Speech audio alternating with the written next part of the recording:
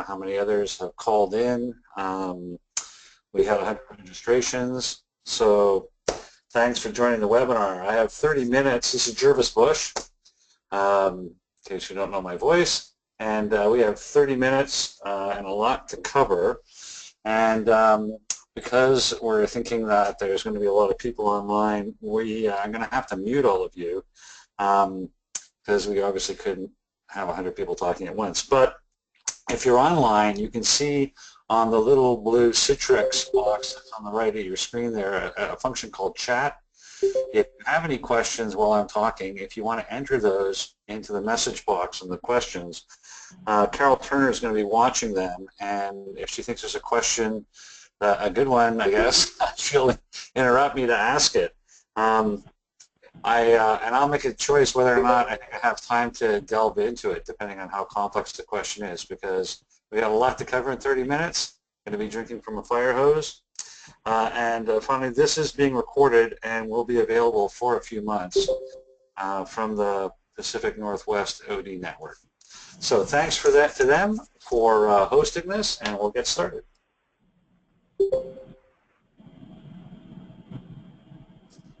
So Dialogic OD. For those of you who are new to this idea, it's a label that Bob Marshak and I created to try to group together to create an opportunity for people to start being able to talk about something that we thought was going on in organization development but wasn't really being well described in the textbooks, wasn't really being taught in the graduate programs. And this came out of both of us independently coming to this conclusion in different ways. My route was through appreciative inquiry and the research I was doing on it, and there were some things about what goes on in things like appreciative inquiry and open space and future search and World Cafe and so on and so forth that violate basic sort of OD theory. And as we tried to write about it, we created different labels for it, and the one that seemed to capture people's imagination was this distinction between what we ended up calling diagnostic OD, which is the kind of OD that we're still teaching in schools and in textbooks, and this thing we're calling dialogic OD. It's important to understand that dialogic OD isn't a methodology, it's a way of thinking about a whole set of practices, and I'll explain that in a moment. But it's not about having better dialogues, and that's the downside of labeling anything, is it creates a certain set of ideas about what it is. We don't think dialogic OD practitioners, by and large, create rules for how people ought to talk. Instead, they're paying attention to how people do talk in the particular systems that they're operating in, and think that language is important. And we think this set of ideas that we're calling dialogic OD emerged out of two big streams of intellectual power. One is interpretive social science, social constructionism, that thing, and the other is complexity science and chaos, and how these have both come into organization development. I want to say one thing about what I think about organization development. It's become a bit of a hobby horse for me recently. You know, I don't think OD is about creating change in organizations. I mean, that's something we do, but that is not the essence, I believe, of those of us who think of ourselves as OD practitioners. I think what we're interested in is creating great organizations. And somehow along the route to where we are today, we started confusing the means with the ends. And somehow OD has become almost synonymous with organizational change, and then it gets all confused with change management and these other sorts of things. But I think any of us who call ourselves OD, what we're really interested in is how do we create great organizations and the change process required to get there. And I think that there is a clear place where OD thrives, and that's what this map shows. And it has to do with what's the role of leadership in change. And in a lot of change theory, the role of leaders is to define the change, to provide a vision for the change, to tell people what the change is, and then to support the creation of a lot of clarity about the path to the change. And I think if you look into the research on this, what you'll find is that this number that shows up over and over again, about 4 out of 5 times, change efforts fail. It's that kind of change where those change efforts fail. In contrast, if you look at things where the stakeholders define the change, but the leaders manage the process, what we find is that's almost always successful. And most of these dialogic OD processes rely on stakeholders defining the change and leaders managing the process. And I think a lot of times when they're not successful, it's because leaders aren't managing the process. That we don't have appropriate sponsorship for the change process itself. But anyway, this place of understanding that what as OD, and what we're trying to do is create organizations where people are engaged in making changes. And anyway, we'll do this as we go along. So this is a list of some dialogic OD methodologies. Some of them will be, I'm sure, familiar to you. Maybe some aren't. This is an ever-expanding list. We keep running into things. You'll see something on here called sandpits. Bob just ran into it a few months ago. It's a thing that's being done in the scientific community to help scientists come together and develop better research proposals. It's totally a dialogic process. So as I learn about these, I stick them into a bibliography that's available online with references to where to find these things. But you see, the thing about it is that, like everything else, sometimes they work and sometimes they don't. My own experience in using appreciative inquiry is a lot of what brought me to this. Sometimes I had fantastic results from it. Some of the early work I did was terrible. And that got me thinking, well, what is going on here? Why do they work and why don't they? And that's what Dialogic OD is about, is our attempt, Bob Marshak's and mine, and the other people that we've reached out and pulled into this conversation to try to figure out what's going on under the hood. And we think that all these different methodologies, they look different, but actually they're all operating on the same basic set of principles of organizing and changing, and that's a little of what I'm going to talk to you about today. Fundamentally, we think it's not about the method, it's about the mindset behind the method. And for example, someone can take appreciative inquiry and use it in a very diagnostic sort of way. We'll go in, we'll collect some data, we'll call them stories, we'll take those stories, we'll analyze them in some way, try to figure out what the positive core of the organization is, feed that back into the system to have people dream and design, take the stuff that comes out of design, turn it into project goals, and so on and so forth. The methodology itself doesn't stop you from operating out of that mindset. And in fact, you can find books, articles about appreciative inquiry that essentially are operating in that kind of a mindset. Dialogic mindset looks at that very differently. Right from the beginning, we're not going in to collect data to then make plans about it. In fact, here's one map. We've created some different maps trying to contrast these things. Right. So in the diagnostic OD that we were brought up on, that emerged in the 50s and 60s, we think of organizations as structures and processes that are responding to the environment, that there are better and worse ways to connect these structures and processes, and depending on the kind of environment that we need to adapt to. This is what we call open systems. And it allows us to generate models of what a healthy team or organization looks like. We can diagnose against those models and then plan for what to do. And through that kind of analysis and problem solving, to develop leader visions and goals that we then move towards. This way of thinking looks at change as something where we come into a system that's already fairly stable, we need to unfreeze it, we need to create some kind of change and then lock it in, and then we're going to walk away.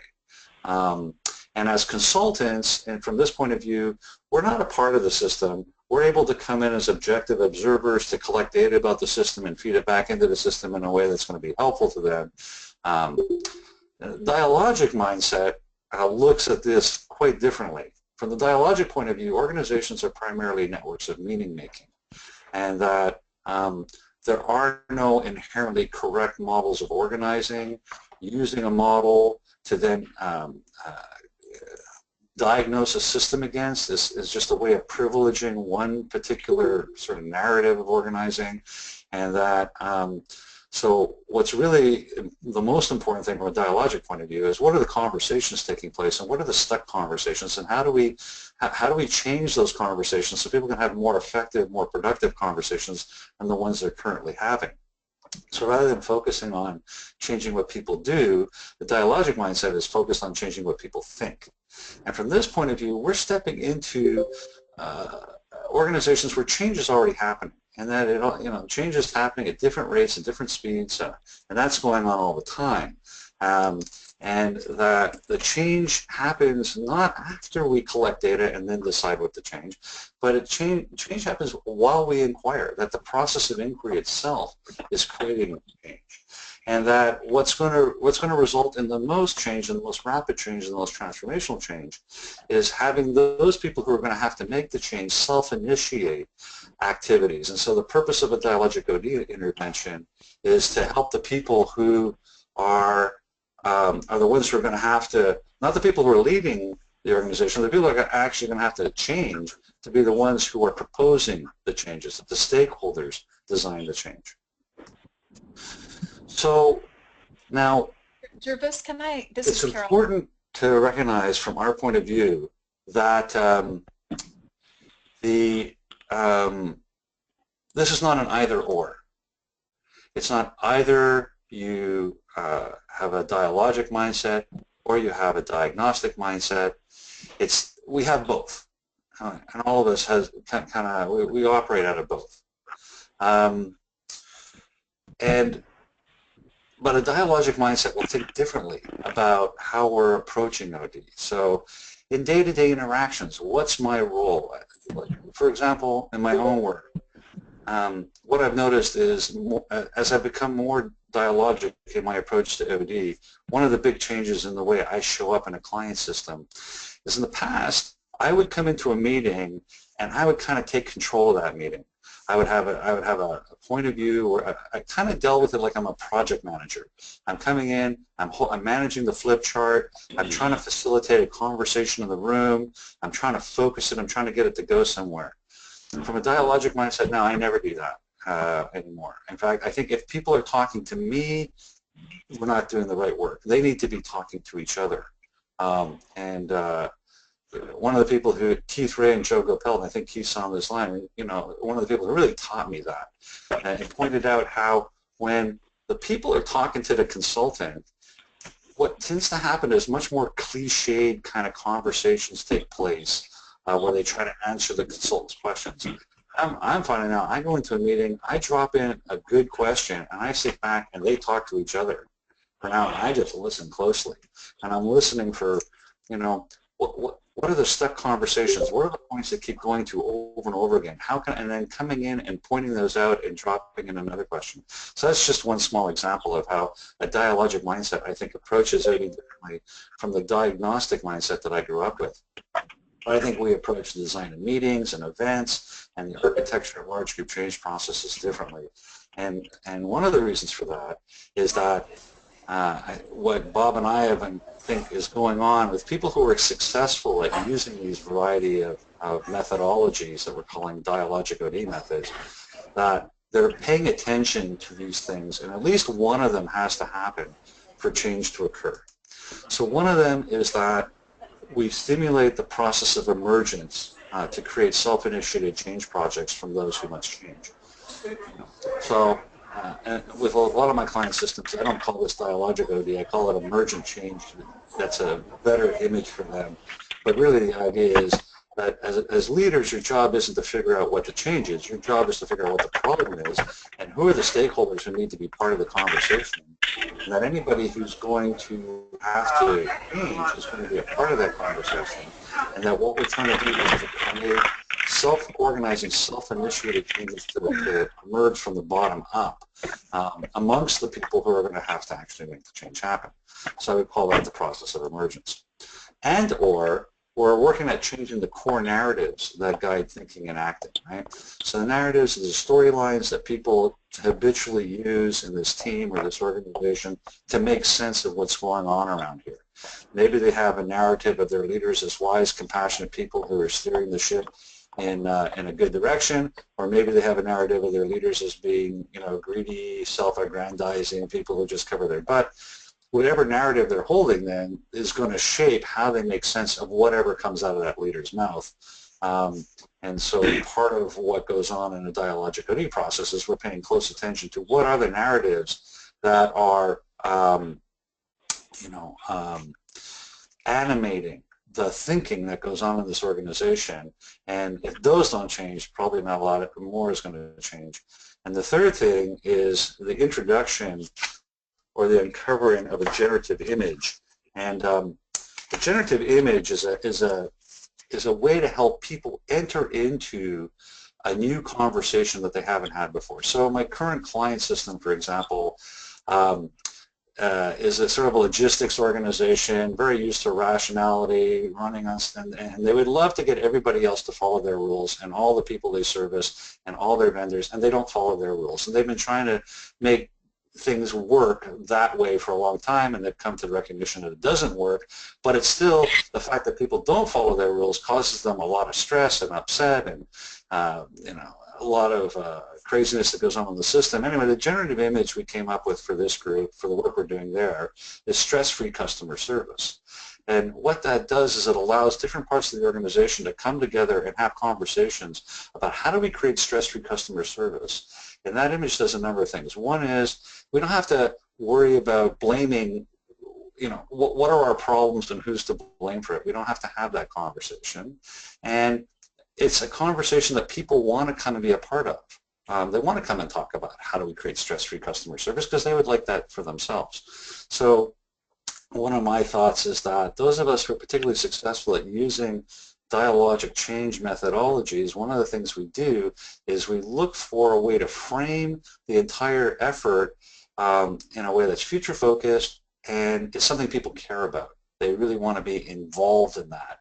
And it helps them have different conversations than they've had before. And I call that a generative image.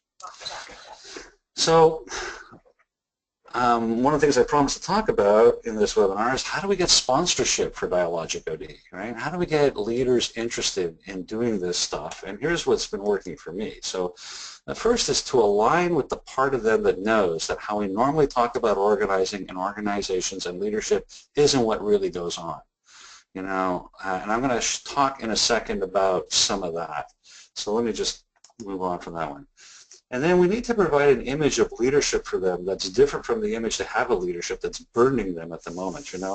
Many senior leaders believe that people are expecting them to lead in ways that they just don't know how.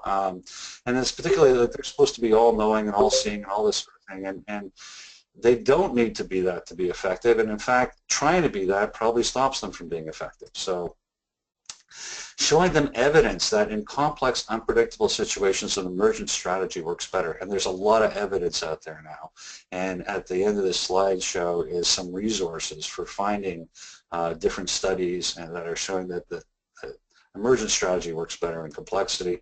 And finally, finding language to make it simple and understandable about, so I don't come at them from a theoretical point of view, but I say things like, anyone who has to change needs to be part of the conversation. Or, the people closest to the issues have the best chance of devising workable solutions.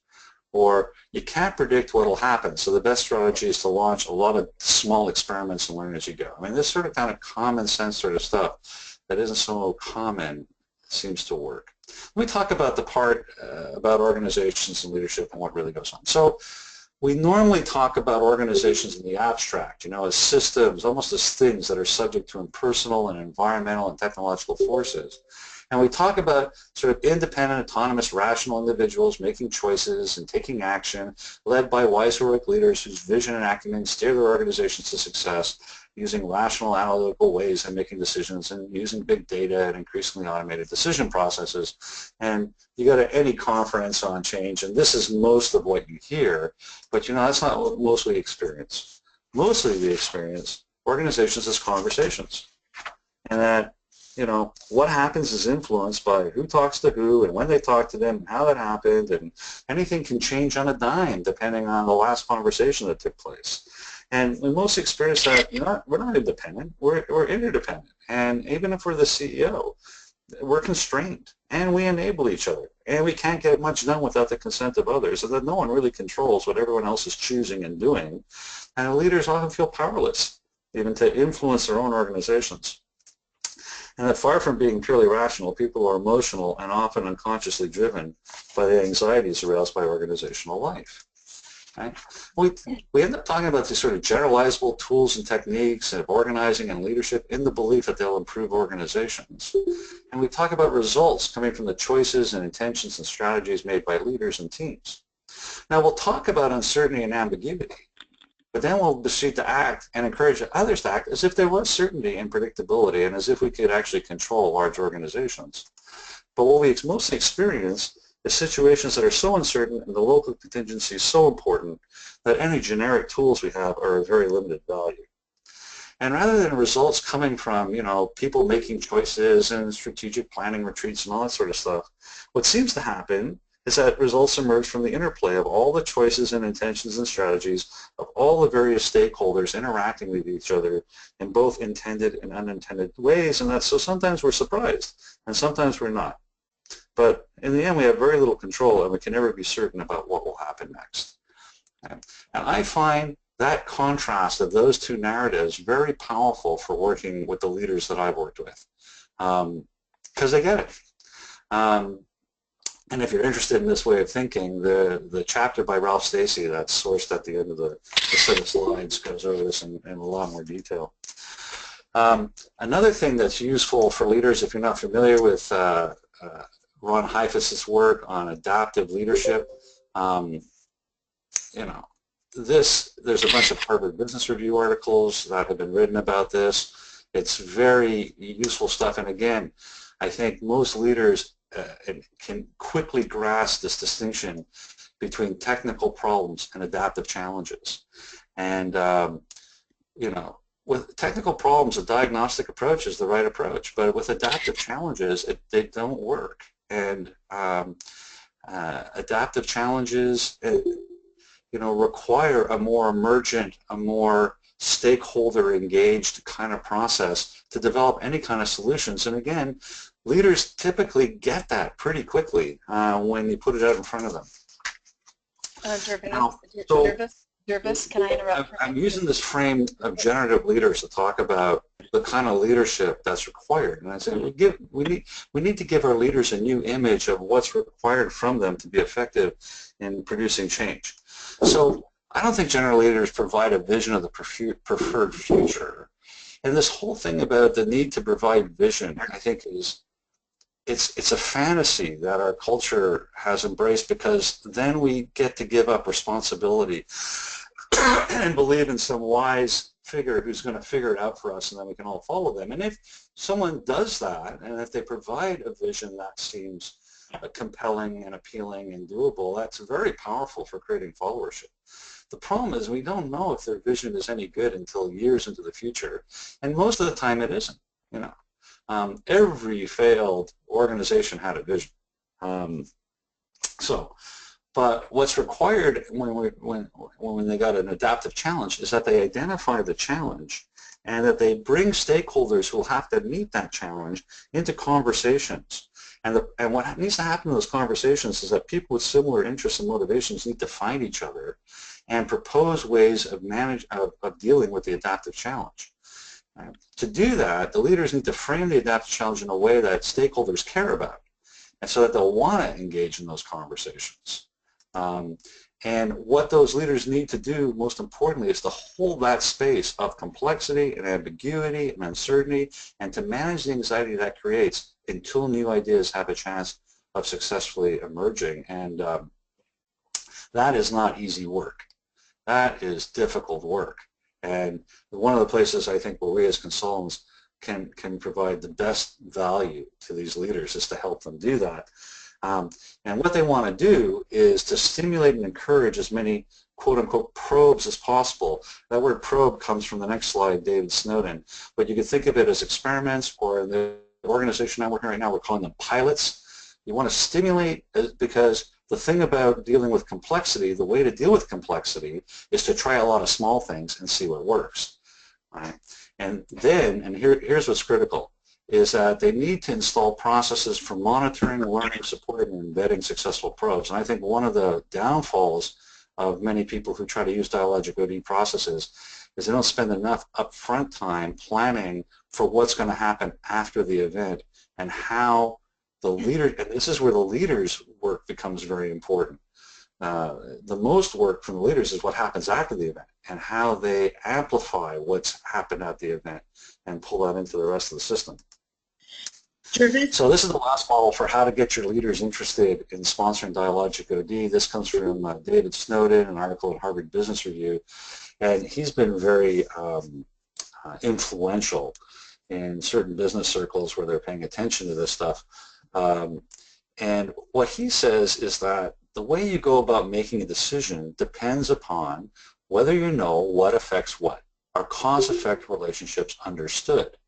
And in a simple situation, they are.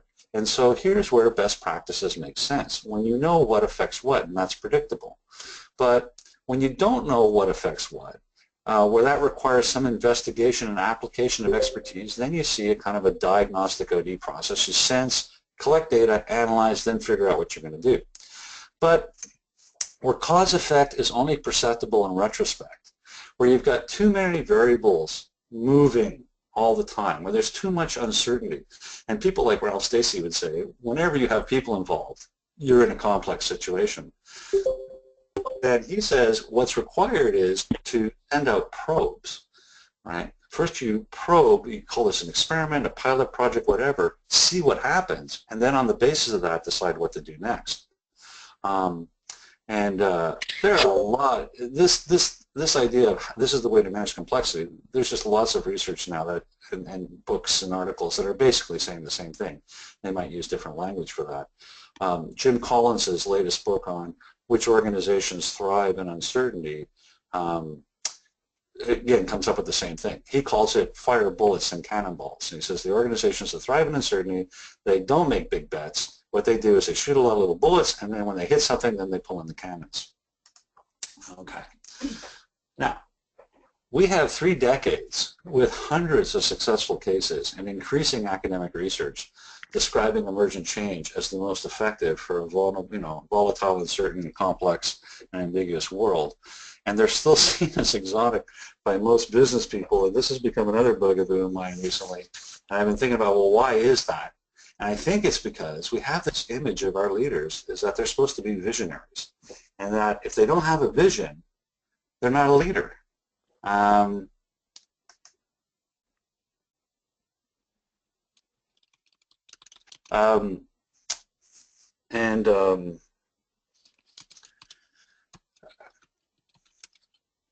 I think this is the problem we're up against, is leaders know in their hearts that this whole visionary thing doesn't really work very well, but they don't know what else they're supposed to do. And then on top of that, the people they work for and the people who work for them expect them to be leading in the sense of telling them what to do. So for them to buy into and to embrace a change process that requires emergence is really to ask them to do the exact opposite of what the expectations are for that role as a senior leader. But as it turns out, this is the most effective thing for them to do.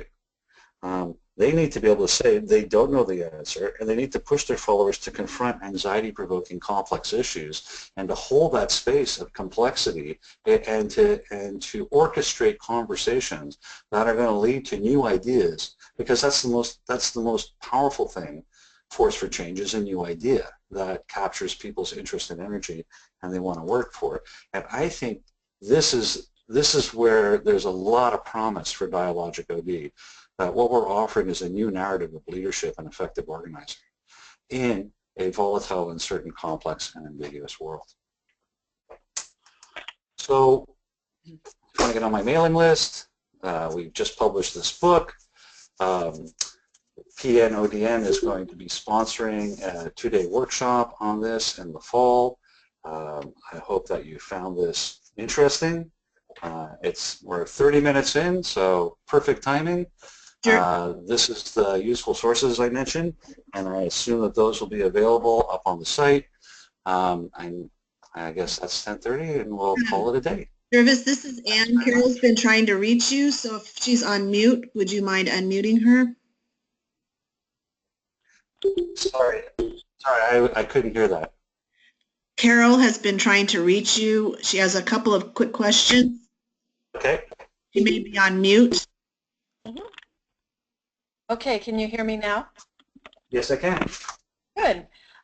This is great. We've got a lot of questions, a couple of questions coming in. One is, will you have these slides available to all the people on the call? Not me, but I believe that PNODN will. Okay. All right, we will make that available.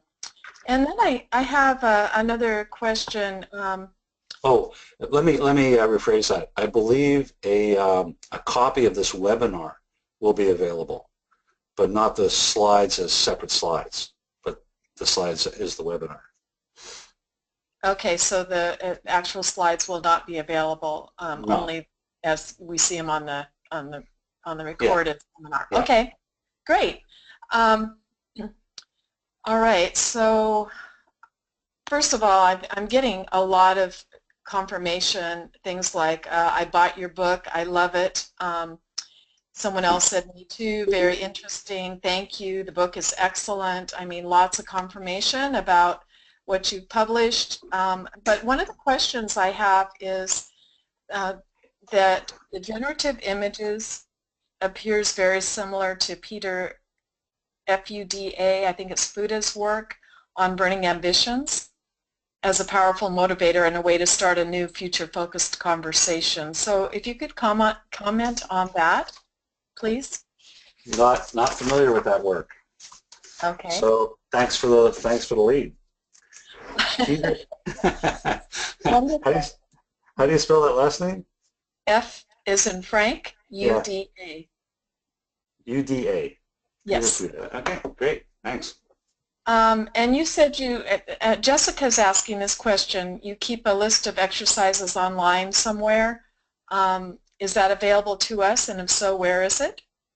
Well, if you go to dialogicod.net, there's a huge amount of resources there. We have all the articles Bob and I have published. We also have links to lots of other articles we're familiar with. We have links to videos, and what I have there is a bibliography of the technologies that we're calling Dialogic OD. They're not necessarily exercises, but they're links to a variety of things that people have written about different ways of doing Dialogic OD. Okay, it's dialogicod.net. Okay, I'm putting that out to everyone. Yeah, so it's in the chat area. And then another favorite book that you've written is Clear Leadership that people are referring to by Jenny Donahue. So just acknowledging that. Well, thank you. And Marcia's asking, do you have details for the program in the fall? Again, you'd have to check in with PNODN about that. I think those will be up soon, I hope. Yes, they will. Yep. We just have to make the final arrangements, but it will be in the fall definitely, and we encourage everyone on the call to attend and get more of your wonderful information and explore some of the questions you have, and I think it would be really a fruitful conversation, a couple of days. So hoping that you can join us, and we will put those dates and location and time and cost, all of that up. Great. Yeah, it'll be a dialogic workshop on Dialogic OD. So there'll be a lot of focus on working issues that are real for you. So. Thank you. Any other questions? I think I've covered the questions so far. Okay, great. Well, I got to take off. I got an 11 o'clock appointment somewhere else. So thanks, everybody, for showing up, being part of the call. Thank you, Carol and Ann and Bud, for making this happen, and hope to see a lot of you in September. Okay. Thank you, Gervase. It's been a pleasure. Okay, bye. Bye.